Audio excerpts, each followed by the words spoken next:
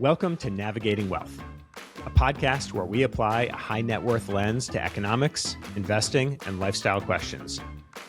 Today, we're thrilled to welcome Ilka Gregory, President and CEO of a seventh generation single family office that's been managing wealth since 1866. In today's episode, we discuss the real differences between single family offices, multifamily offices, and wealth advisors, how family offices balance investment management, family governance, white glove services, and succession planning, what investors with millions of dollars rather than billions can learn from family offices and apply to their own situations, and much more. Before we dive into the episode, don't forget to scroll down to the show notes and subscribe to our free newsletter. You'll get notified every time a new episode is released. I hope you enjoy.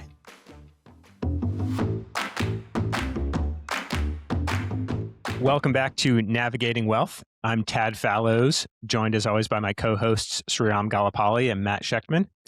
And today we are thrilled to welcome Ilka Gregory. Ilka, thank you so much for being here.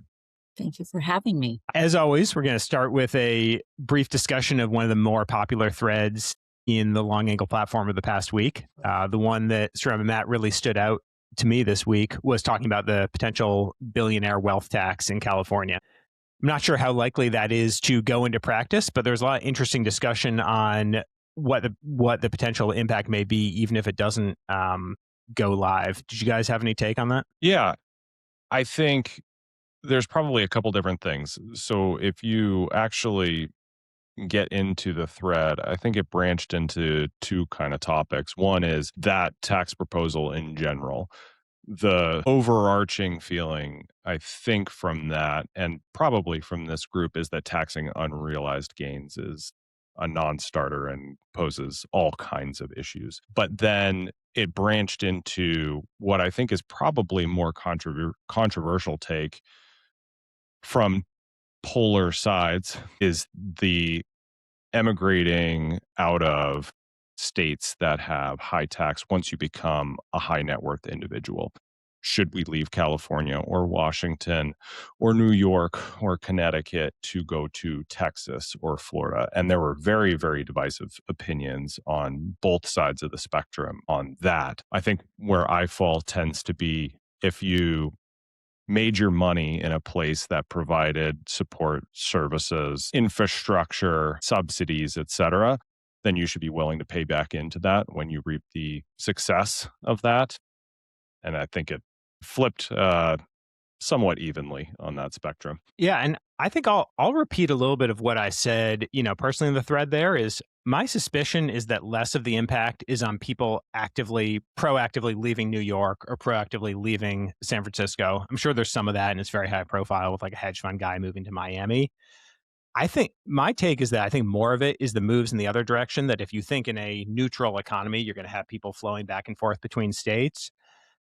Having lived in both California and Texas, I think when you're in a high tax state, you just kind of become used to it. And it's just part of your normal cost structure. Like I don't think about paying 37% federal every year. I don't love it, but it just happens.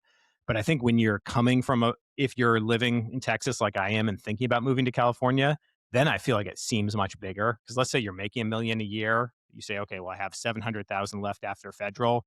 Maybe my cost basis is 500,000. So I'm saving 200 a year. I say, if I move to California, that's literally going to be half of my disposable income now that's going to the taxes. So I think it looks much bigger in that direction than if you're just kind of already in a high tax state and thinking about moving out. So my personal take is that it's less driving people away. But if you look at the likely impact to a state like California, it would be reducing the inbound, which would end up with the same net effect. Tad, might I add too, if you have an operating business that's still running, it's going to be harder to move out of that state.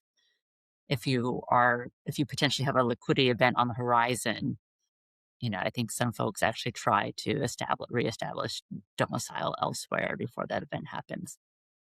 Yeah, and I'm curious, Ilka, not only do you work at a single family office, but you're part of a group of women in family office that probably represents, 100 single family offices. I imagine a number of whom are into this billion plus range. Have you had any discussion there, or have you heard from your contacts in the family office world, those people who are potentially impacted by this? Are they talking about it? Are they making moves based on it?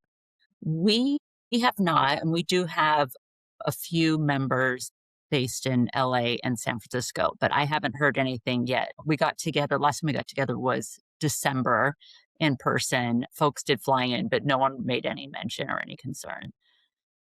Again, I think these are probably also very well-rooted families that didn't sound like they had any plans of moving out of the state to avoid taxation. One of the biggest challenges I face as an entrepreneur is juggling work, travel, and family while maintaining my health. That's why I was thrilled to learn about Daily Body Coach, founded by fellow Long Angle member Anthony Monica. As an entrepreneur and exec himself, Anthony understands these challenges. He crafted a team of expert trainers, nutritionists, and psychologists to hold you accountable and help you adapt to curveballs like jet lag and hotel gyms. While you're securing your wealth, it's critical not to lose control of your health. As another Long Angle member who works with Anthony's team told me, Daily Body Coach honestly changed my life. If you want to learn more about Daily Body Coach, check out dailybodycoach.com/navigatingwealth. That's dailybodycoach.com/navigatingwealth. I guess the extreme would be the Puerto Rico example, right? Mhm. Where it's hard to say you're not moving there for the tax benefits. Now, maybe Tad, to your point, is it's too small a number to care about. And sure, there's always the examples of people who do it. I know we have a number of people who do it, but there's a certain example of you certainly use the benefits of the continental United States Mhm. to generate a very significant portion of wealth. And then you get most of the benefits that you want out of the United States. And then you go join a expat US enclave in a very low tax area. Yeah, I feel like that may be a different thing than the California one, to build on your example, Matt, where I think it would be very hard to argue if you make $1 billion in America that America didn't enable that, right? Like you wouldn't make that $1 billion if you grew up in Mali. I think the thing with something like California is probably more controversial because if you think about what's driving that cost, it's probably less services to the billionaire than it is redistributive services of, living here in Texas. The schools are just as good, the police are just as good, the fire is just as good as when it's in LA, but it's the services that a high net worth person doesn't consume that are not as good here. It's, less Medicaid and fewer Social Security things, which I think regardless of where you come down personally on the idea of giving back, I think that a lot of people might argue, hey, I didn't benefit from these things the higher state taxes are doing, which probably makes more people open to moving in that circumstance versus your example of Puerto Rico, where I think it's hard to argue on the federal benefits. I think you're definitely hitting on the exact issue. I think what I have found and internalized, and maybe right or wrong, is that people tend to either be pro-tax or anti-tax. Or maybe not pro-tax, but like neutral tax or anti-tax. And so while all the things you said are correct, anybody who's leaving California for taxes or changing a domicile for a tax state would also be in favor of eliminating property taxes, reducing their federal income tax, and all of the other things, which is maybe where my point is going more of just the general revenue coffers of the things that are providing the infrastructure for that success. Today, I'm in Connecticut, and we definitely had an inflow of families after the fires. So my guess is that there's other things that might be driving families in California to leave. Yeah, I think that's right. Well, Ilka, I would love to get a little bit into our main topic today, talking about family offices. So you are a CEO at a family office. You are not a personal member of that family, but you're a third-party CEO who runs that single family office. Can you start with the term family office gets thrown around a lot and probably abused. There's probably a lot of people talking about family offices who aren't really there. But if we're talking about a true family office, can you define what that means? I can define what that means for our family. So um, I am president and CEO of a single family office. We have one blood lineage to the original source of wealth. We are on the seventh generation. The family office was actually established and had office space in Brooklyn back in 1866. So we've been around for a really long time. Our oldest living family member is G4. She's in her 90s, and we just had a baby born. So G7 is growing, and that was on the 1st of December. So we have about 80 plus what I kind of think of, not necessarily family members, but shareholders of the family. And for us, the family office was originally started to manage the wealth of our original patriarch and his family.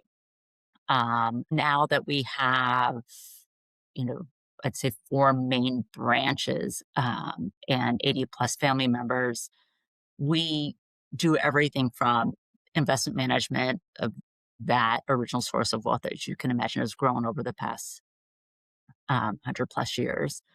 We do tax planning and tax preparation and filing for a handful of family members, not everyone, traditional financial planning. And then we also serve as trustee on a number and co-trustee on a number of trusts for family members. So we really are, and for some family members, specifically more of the G4s, select G5, and we do more of the traditional concierge, bill pay, say HR payroll for household staff. But we're migrating away from that as our client base or family base grows. Success shouldn't feel isolating. But the reality is, finding people you can trust with real numbers, real concerns, and real family challenges often becomes increasingly difficult with greater financial success. That's why Long Angle launched Trusted Circles. We curate intimate groups of hand-selected peers in similar life stages. The professionally moderated groups meet monthly in an environment of total confidentiality and total trust. Here's what member Kira Yang said about how she uses Trusted Circles to find her answers. There's a power of just being in a very intimate environment where you can drop in, especially with the safe container, where you're with your peers, people that you can relate to, who's been through similar life experiences. If this sounds interesting to you, apply to Long Angle with the link in the show notes. And let's say I am somebody who's generated a great deal of wealth. Why would I want to set up a family office for my descendants, for my seventh generation descendants, as opposed to just saying, hey, I've got $10 million, you get half, go have fun with it? That's a great question. And, I kind of think of it as like, should I build it or buy it? I don't really believe that there's one wealth threshold where it makes sense. Whether it's like, I think 500 million has been like thrown out there where it makes sense to start a single family office. I think a lot of families do it for the element of control. For us, people ask us, what's the secret sauce of maintaining wealth through 7 generations? Everything has been centralized, right? And I was fortunate to join this family over a year and a half ago, and being at an established family office for so long, family members have the right expectation of how best to use us, right? We've been part of the family, been part of the thread and the DNA of this family since their birth. And I think it's a little bit unique in the sense that there's several folks that are G1 self-created billionaires out there. And I think that the tension does exist for existing family offices of when to outsource and what to outsource to. So, running a family office is running a small business, and it can be very expensive. And you have to think about both the asset base and the investments, but also the operational component of it too. And then, as the head of the office, I also want to be just as competitive as the banks or the GPs out there. And how do I attract and retain top talent too? So there's a lot of considerations, but I think that the primary reason why someone starts a family office is for that control. And also, I think to have a potential way for engagement for future generations. So for our family, we have been run by family members up into G5. I am the first non-family member and actually non-male to run the family office. So can you talk more about control? Let's say I am G6 member or G5 member of your family. Could I choose to spend my money however I want to, or take it from you guys and go to Goldman Sachs? Or are there rules that come with this that constrain either of those dimensions? Once a beneficiary, which is a family member, becomes an adult, they have the option to do what they will with their assets that are held in trust. My guess is that most family members have opted not to do that, or to take assets away from the family office because they've seen the success that, you know, prior generations have had of letting the family office run those assets. Now, and this is one of the reasons why I really, really enjoy working at a family office. We're really indifferent. We want to do what's best for each family member. So if a family member also has a very successful career and has earned income and they want to invest outside the family office, that's fine too. If they want a relationship of with more of like a traditional private banking relationship, we have family members that do that as well. Um, so unlike being at a bank or an RIA or multifamily office where you're kind of consumed with the thought of having total wallet share, um, we really want to have the best relationship with our family members that best suits them when it comes to their assets. Were there any guidelines that were put in place by the initial G1 patriarch that you wish weren't in place, that he or she they could not Yeah. have predicted at Um, all, that you still have to follow? yes. And I'll just speak really high level because Sure. I Right. can't, it was a very private family, but a lot of those guidelines were really in kind of indicative of traditional roles that family members played back in the 1800s. Right. So it made complete sense. Then the world has evolved and roles have evolved. And so I think some of them are a bit antiquated, but there's been, I would say adoption by the family members because it's just kind of how it's been. And what would it take to change something like that? Is it like a simple, majority vote, or is it totally unique to each family office in terms of how those types of rules get managed? Yeah, I think that it's unique to the family office because it could be something like a family charter or a family mission statement.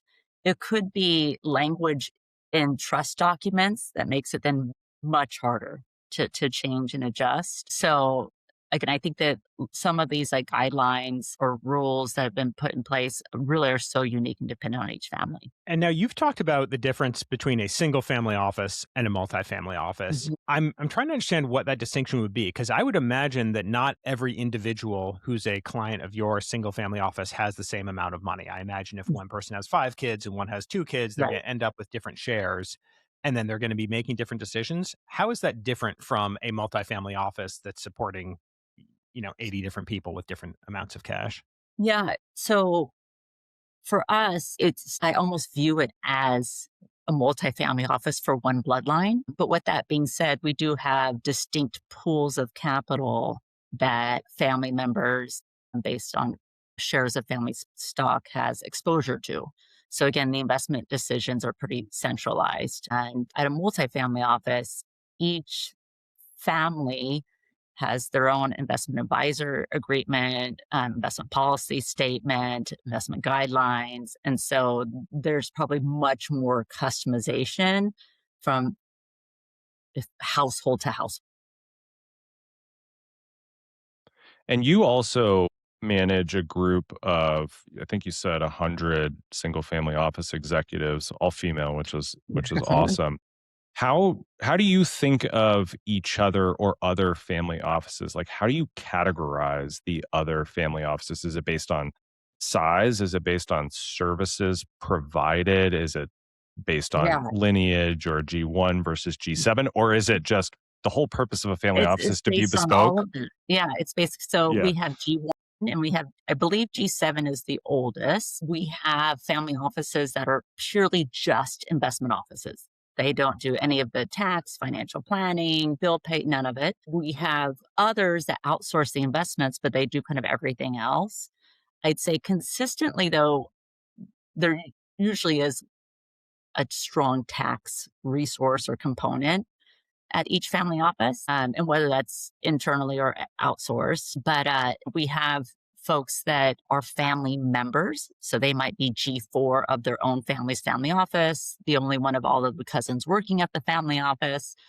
We have folks that have other day jobs and interests, but their family has a family office and they may serve on the IC of the family office or on the board of the family office. So it's really interesting that we have folks. I mean, I'm in New York primarily. A lot of those families, the primary source of wealth comes from someone on Wall Street, so more kind of capital markets related. But we have other family offices that it is more, I'd say, manufacturing related. So it really runs the gamut, which makes it so fascinating to have and bring these groups of. And we also, I mean, I will say, have purely investment oriented professionals, and then we have operational oriented professionals too. And do you see a trend over time, like family offices all start in a particular way, and do they tend to say get more into the services like bill pay and taxes, or move away from that and become more investment focused? I think that the only trend that I really see is family offices always constantly thinking about um, optimization and efficiency of resources, because typically we run fairly thin, right? We're a cost center to the family. We don't have outside clients. We're not charging anyone else too much money. And so I think that there's an element of always kind of looking at the tech stack and seeing how we can make things in the office much more efficient. But as far as the services provided to family members, again, I think that it really just depends on each family. There's not really one trend going one way or the other. And what's your take on the point at which it makes sense for somebody to consider setting up a family office net worth wise? Yeah, I would say if it's someone that um, wants to be heavily involved, at least in the beginning, and really help define the scope and the mission and the vision and helping with bringing that, the execution part of bringing that to life. I think that it is someone that probably wants an element of control, usually comes from on the investment side. You see family offices that really lean into what they know. And so whatever was the original source of wealth, then they're kind of looking to build around that. You also see other family offices looking for diversification, right? And so they'll bring on a CIO to help. I think one thing that's fairly common is, especially if you have an operating business that's spitting out some cash flow, bringing on someone to help deploy that cash flow, on a pretty consistent but very thoughtful basis. I'm really curious about the organizational structure. So in a multifamily office, for lack of a better way of putting it and just simplifying, it's an asset management business and, you have a operating business. In a single family office structure, who hired you, right? Is there a chairman, a board? How did those inter-family dynamics work? And you Mhm. mentioned earlier some members of the family may want to work in and tightly with the family office, you and other employees. How does that organizational structure work? Yeah. I mean, this is going to be somewhat redundant, but I'm going to say it really just depends. So, this is the second family office that I've worked at. The first one was G1, and I actually got introduced to him originally through his trust and estates attorney, who I had worked with and had shared clients with when I was at Bessemer Trust. And he came in house first. Interesting enough, his COO and I worked together at Goldman, going back now like 20 years ago. And she was a builder, and she really didn't want to think about the financial planning aspect of it. Um, that family office closed, and this family office I got introduced to through their trust and estates attorney, who I had known and had shared clients with whenever I was at Bessemer Trust. And recruiting process was a little bit different in the sense that I got introduced to one of the two presidents that was looking to retire. Both presidents are kind of in this retirement transition. We spent about 9 months getting to know one another. And because it really wasn't a formal recruiting and interview process, it was 9 months of very candid conversations about what they need and about what I was looking for in my next role, and maybe concerns or apprehensions that we had about my candidacy or about the role in itself for me and my career trajectory. But at the end of the 9 months, I think we both came to a place where we did feel like there was real alignment. What was interesting was that I had received the role as COO and not as president 4 years prior by a headhunter. And I didn't want just an operationally oriented role. And I also provided some names for that headhunter who was like, this might be a better fit. So I do feel like it's all about timing, and it was kind of meant to be. Um, there's some phenomenal headhunters and search firms out there that focus specifically on the single family office space. I think one of the terms that I've heard used over and over is that someone running the family office should really be an expert generalist. You'll hear that kind of on repeat. Um, and then I've also known some folks that have landed at family offices because they were somehow in advisory capacity, whether it's a teeny attorney that came in house or a banker that came in house to do more deal oriented work just for one patriarch and have one client. My interview process, interesting enough, did involve both the senior executive team as well as meeting with family members. And then towards the finals, it was a meeting with the board. I think it's for them, the current president had been at the family office for about 40 years. He is family member, the co-president about 25 years. This is a really big change for them. So the fact that it did take about 5 years and COVID was in there. So they weren't about to hire someone that they met via Zoom. But for us, it was 9 months of 3 to 4 hour coffees. And if we look at the investment side, of course, not asking you to talk about specific investments that you guys make, but with your view of family offices in general, I think if you look at pensions and endowments, they look very heavily into private markets. They have a very long time horizon, that sort of thing. Is that similar with family offices, that they're more on the private equity and that sort of end of the scale, heavily in public equities? Does it just depend? Yeah, again, I do think it depends what's an advantage to a family office, especially one that is as longstanding as mine, is that you really can take a long-term view. I mean, these are multi-generational portfolios. What I learned early on is that we don't necessarily have to do anything. The portfolios, you know, have been managed exceedingly well. And while we do have an operating business that gives us cash flow, and we do want to deploy that thoughtfully, there's no shortage of deal or deal flow. And the minute someone says, "Oh, but this is urgent," or "We will have a close at the end of the month," that's the quickest way to get us to a no. Right. So we don't, we're going to take our time, and it's going to be on our timeline. There will be another deal. There'll be another investment opportunity. Now, as far as like kind of thinking about asset allocation, I think it all really just depends on, what is the investment like thesis, and are there kind of liquidity needs that might really prohibit you from going too much into, illiquid assets. Some families, invest directly into companies. Some do it for control so they can be much more active too. So I think it's also what are the resources that you have in place too to allow you to do that. Others really like funds. I think others don't like funds because now you've just complicated your tax structure with a bunch of K-1s. We see, families that have been invested in the stock market for many years and many generations, and then they have very low basis stock in the portfolio. So it really is hard to kind of trade around that. You're now dealing with gains, and now there's a prolific emergence of, okay, well, these are like tax loss harvesting strategies, right? So I think that there's always something that's going to be somewhat thematic, right? So private credit, very thematic. Investing in sports, also very thematic. Again, I think that you speak to one family office and you speak to another family office, their underlying portfolio is going to be so very different. And there's so many different questions on the investment front. So maybe the first question is similar to what Tad asked at the beginning, but imagine, I think you have a team of 7, presumably not Mhm. all are doing investment work, but let's just say a single family office has a team of 3. Then you compare like to a Goldman team that would support a $500 million family that maybe has a team of 20.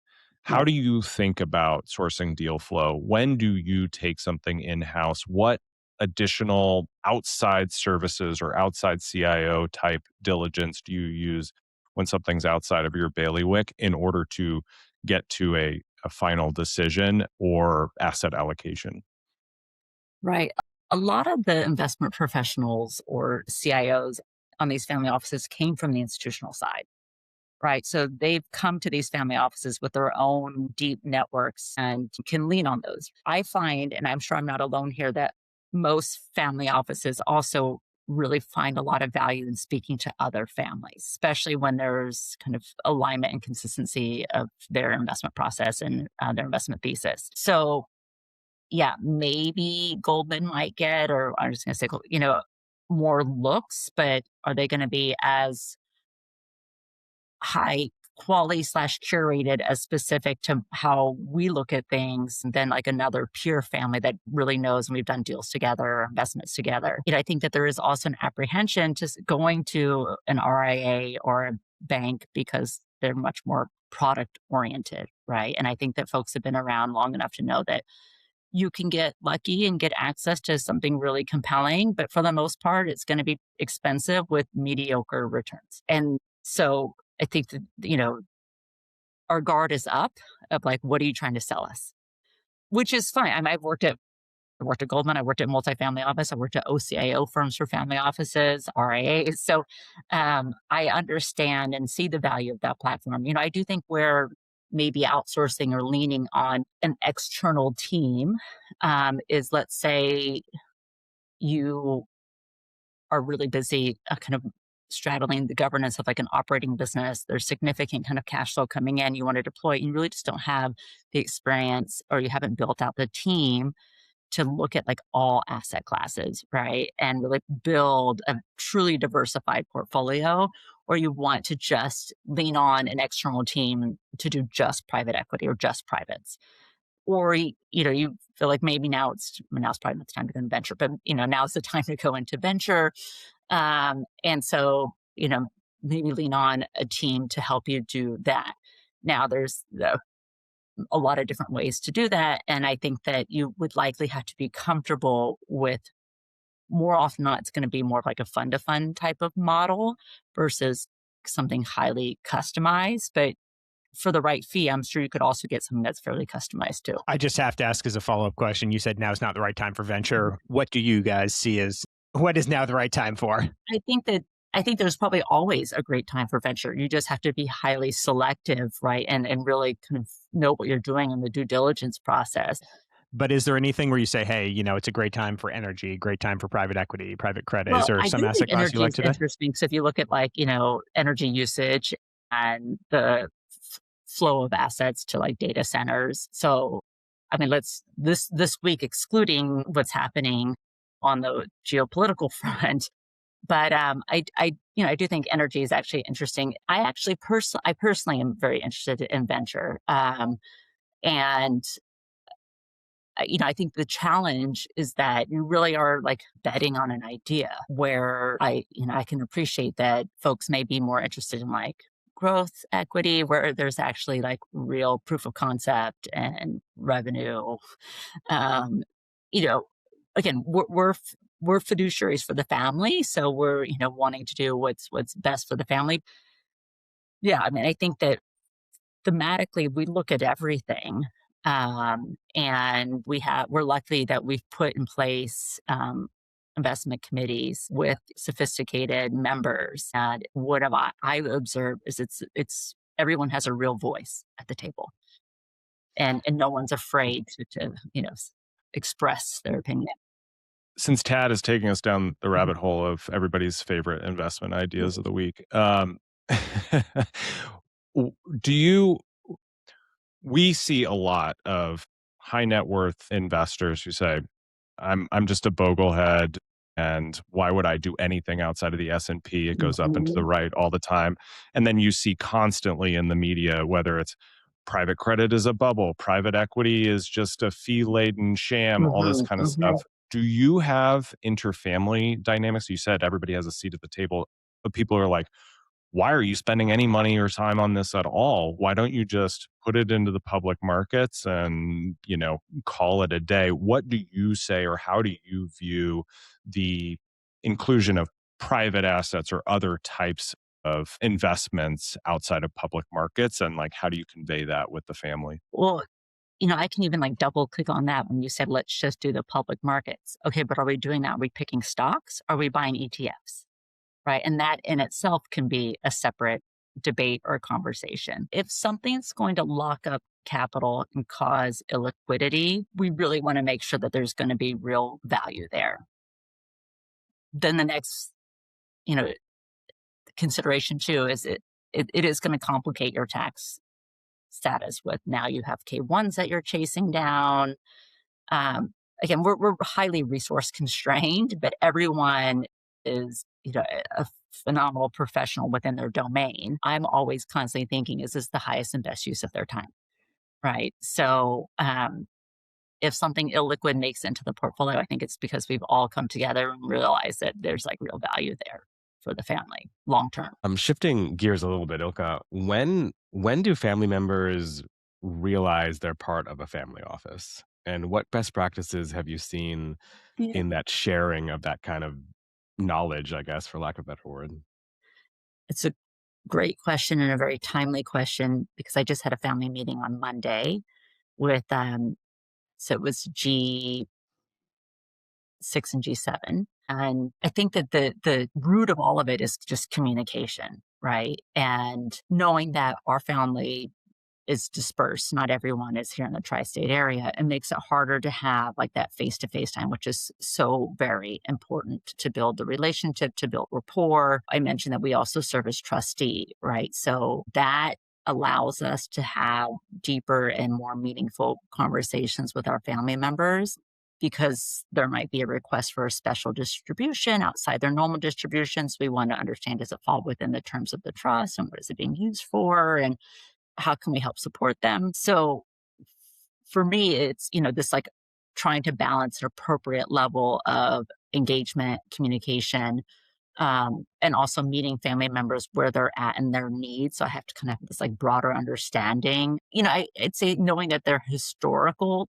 touch points and engagement with the family office is also really important. So I'm not going to try to push myself onto anyone either. Doing family members' taxes, also a great touch point for our office. We really kind of look at that as church and state. So that is completely kind of separate, but our head of tax, it's I think that the family members really see value in the family office, and a lot of it's attributed to like the work that she does for the family members. We hold an annual shareholder meeting. So, one thing that I am very grateful for is this family is very professionalized and institutionalized.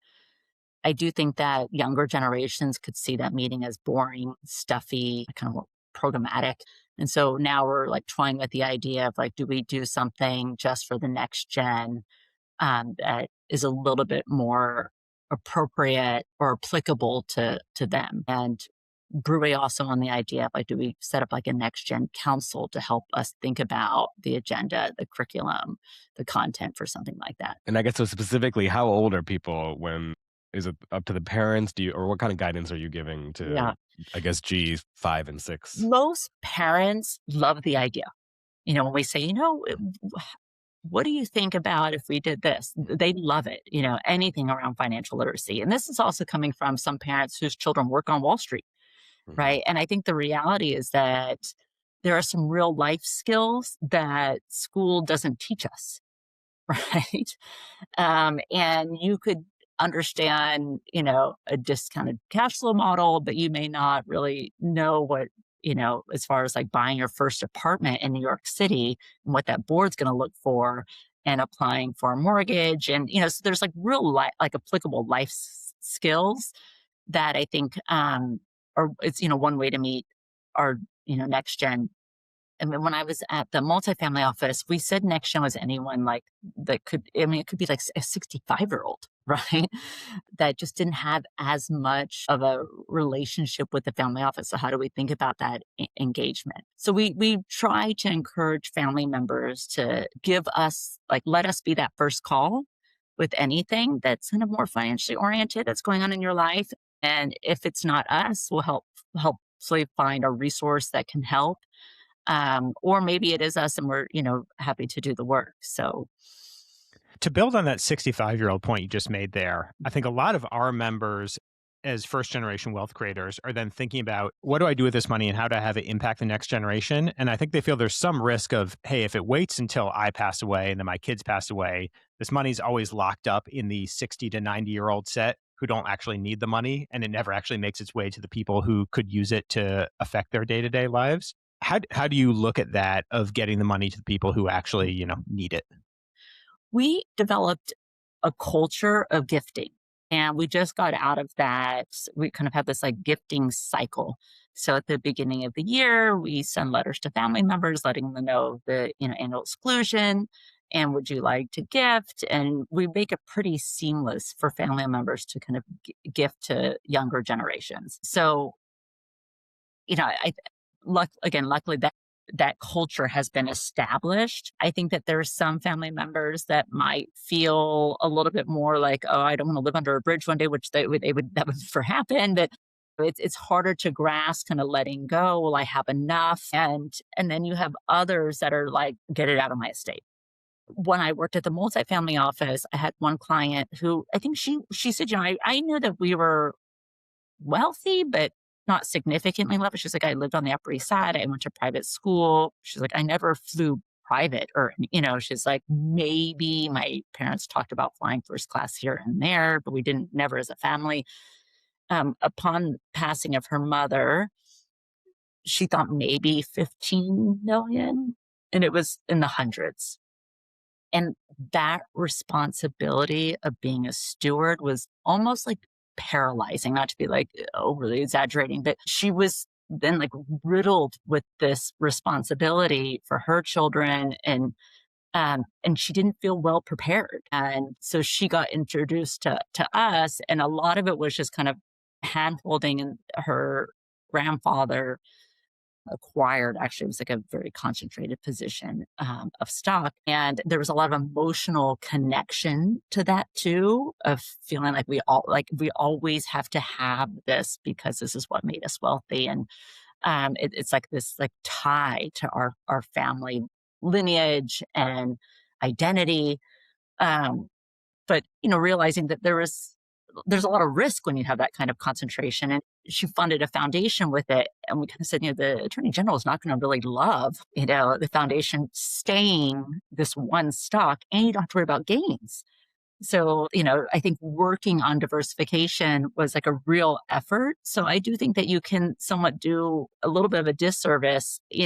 There's some families that just don't feel comfortable talking about money and talking about gifting. I think that you really have to know your family members and put as much guardrails in place as you can, whether it's like language in a trust document or appointing the right trustees to help guide those that maybe won't be as prudent as, others. Can you share some experiences or broadly around how new, like external blood comes into the family and roles that they play? Do they feel once they realize, or I guess a couple questions there. When do they realize that they're marrying into the said family? And then two, is there always a feeling of second class citizen, or have some of them taken more prominent roles in any roles actually? Yeah, that's a really good question. Seeing some families where like the gifting really only goes to bloodline, right? So you're really not supposed to gift to spouses or stepchildren or whatever else. I've seen other families that like, if you're family, you're family, right? And we take a little bit of a different, we take the approach more of the latter. And we actually have, you know, I'd say stepchildren, but I look at them as their family, right? Like they may not have the last name, they may not be blood, but they're family. And so we have folks that serve on the board, serve on the IC. We have spouses. I think I'm just really grateful to have members of this family that are committed to the mission, and that are available, and they take this appointment very seriously, and they're true professionals about it. We also have external board members as well. But, one thing that I think about it, and I have, several years to worry about this, but backfilling that pipeline. So who in the family of us, who of G6 and G7 might be good candidates for an IC position one day or for a board position one day? And how do I help prepare them for that? I see that we're getting close to the end of the time here. I guess one question I'd ask you in parting is, Do you have advice for those who are first generation wealth creators and maybe they're not in the situation of having 500 million or a billion to set up a family office, but they have significant assets? Let's call it 25 million or Mhm. 50 million.